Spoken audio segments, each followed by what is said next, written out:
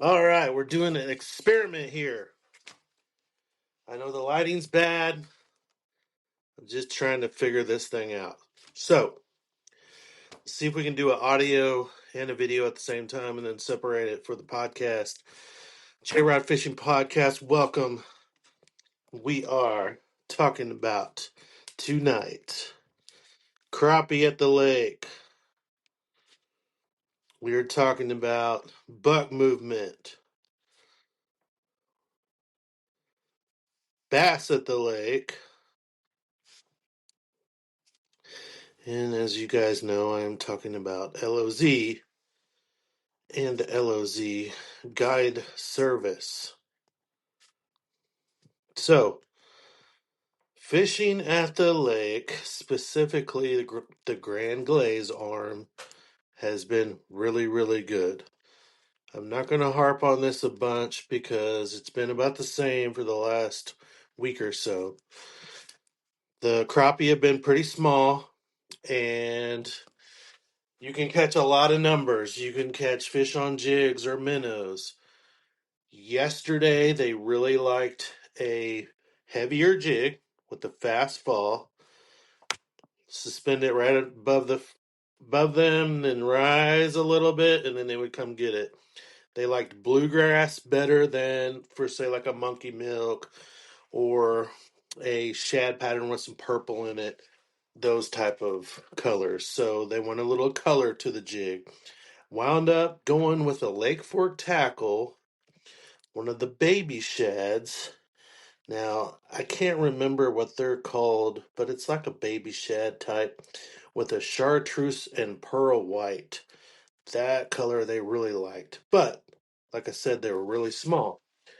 So, same deal. I don't know what's up with the big crappie.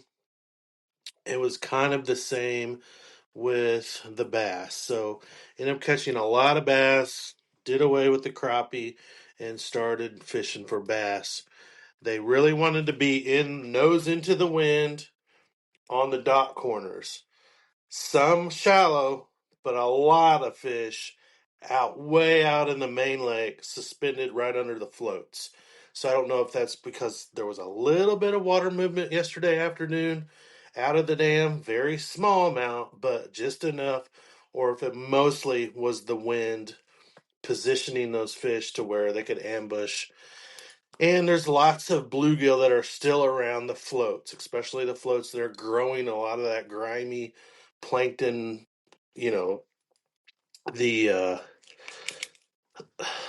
not the I'll keep wanting to say mildew, but the algae, all the algae that's growing and trying to still grow a little bit on the side of those dock floats.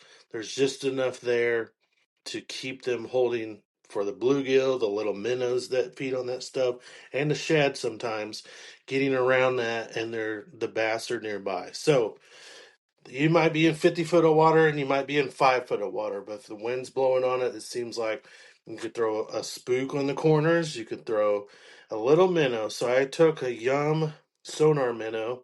That way I could fish for crappie and then I could fish for bass also and end up catching a ton of small bass. But on my crappie ride, it was a ton of fun. Lots and lots of fun. If you have a guide trip, you're going to have a lot of fun doing that. I don't know if you win a tournament doing that. Uh, you can definitely catch keepers doing that, but I just don't know how big they're going to be. So, you might catch a 10-pound limit doing that. I don't know. That changes daily. That's what was happening yesterday. On the buck movement for the bow hunters out there, seems like things are picking up. It was very windy today. Today is Halloween.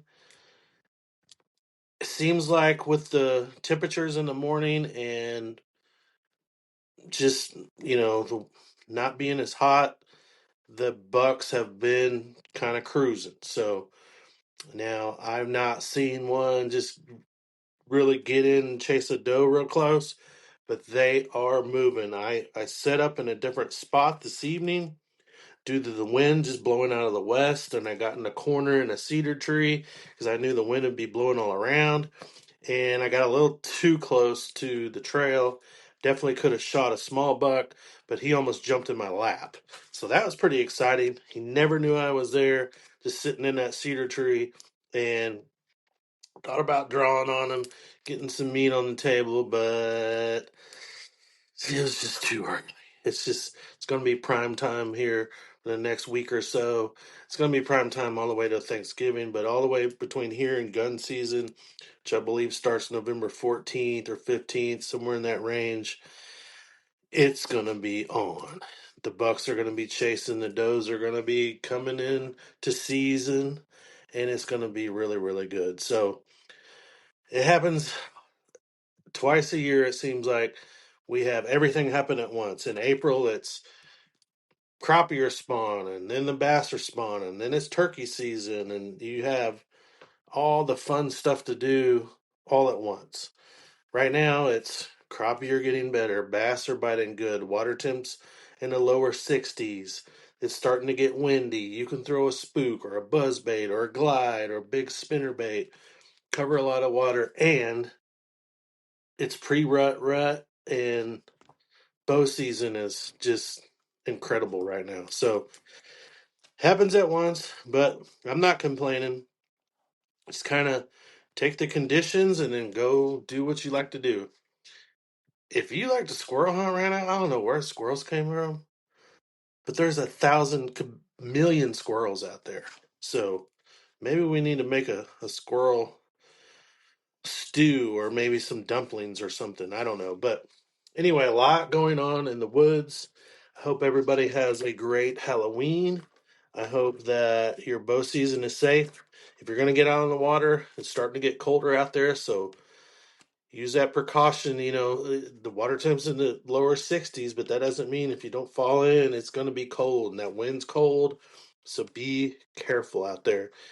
If you need any assistance or you want to hit me up for a little advice on Lake of the Ozarks, especially the Grand Glaze right now, I'm out there about every day. So uh, shoot me a message, email me, DM me, and let's just talk fishing. So thank you for listening. Let's see if this thing even works. Thank you. Bye bye.